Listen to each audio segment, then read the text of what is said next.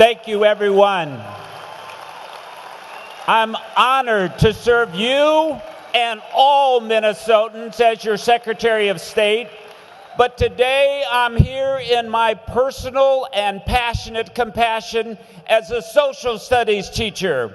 I want you to go inside your packets and get out this yellow sheet of paper that has the actual language of the proposed constitutional amendment dealing with elections. 149 years ago today, Minnesotans on that desperate hillside in Gettysburg stopped that fierce attack by the Confederate forces, saved the Union line, saved the Battle of Gettysburg, saved the Union, saved the Constitution, and that is just one way that Minnesotans have defended liberty and justice for all, for the entire nation, for the entire planet. That's 149 years ago. Today we face the same opportunity to defend liberty and justice for all. Take that yellow sheet of paper. Go with me while I read the 4 lines that matter in this proposed constitutional amendment. The first line, all voters voting in person must present valid government-issued photographic identification before receiving a ballot. That's all voters. This is in the Constitution. Every other state that has debated photo IDs has always exempted the military voters, absentee voters, the Amish, and people with religious objections. Other states like Mississippi and Alabama, Indiana have exempted people with disabilities, senior citizens. In this proposal, there are no exemptions. It's in the Constitution forever. It is an affront to us to put this in front of the public. They also call for only government issued. Every single person who spoke said, what about our college students who go to private colleges? What about our veterans who have IDs that do not have this government issued stamp of approval? No, they cannot be allowed. This is going into the Constitution. It cannot be fixed. It cannot be tweaked. It cannot be corrected. It is forever. And finally, there was a very thoughtful proposal that would enable the photo ID ideas dealing with poll books to be allowed by adding the word or equivalent. There were many on both sides of the aisle who supported that, but it was killed in the end. So this is what's proposed forever in our Constitution. The second sentence, the state must issue photographic identification at no charge to an eligible voter who does not have a form of identification meeting the requirements of this section.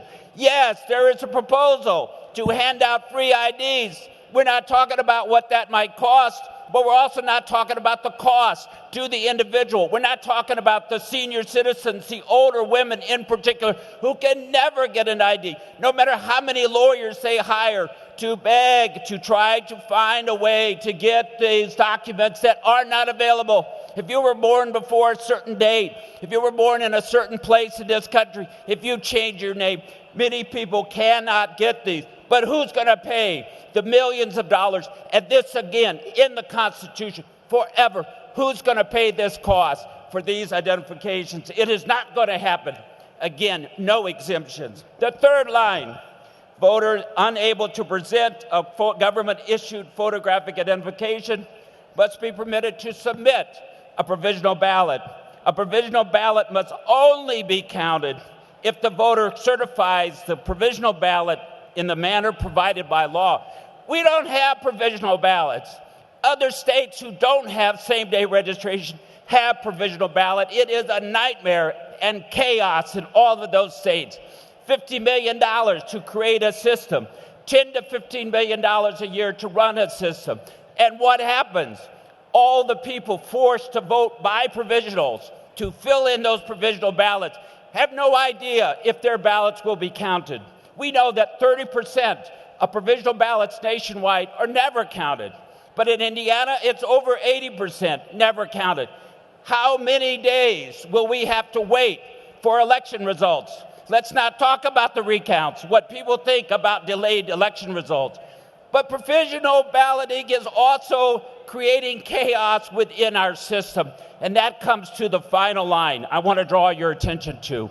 This is called a photo ID amendment. That's ridiculous. That's the tiniest part of this.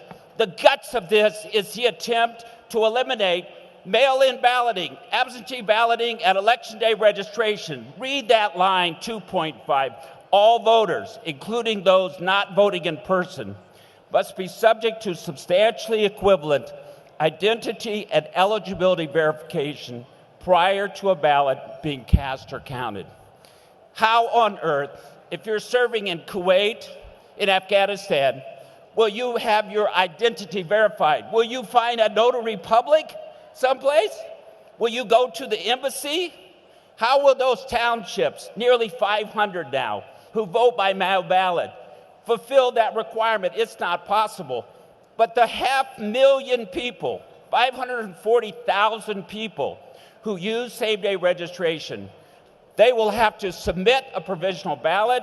The local election officials will have to work as fast as they can to try to certify identity, residence, and eligibility, and the delay in our election results will be dramatic.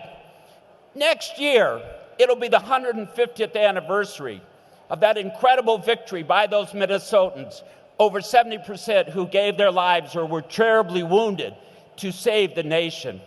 I hope that on that 150th birthday, we are celebrating again that great defense of democracy, and we will be celebrating our victory in defending democracy one more time here in America, here in Minnesota. Thank you so much.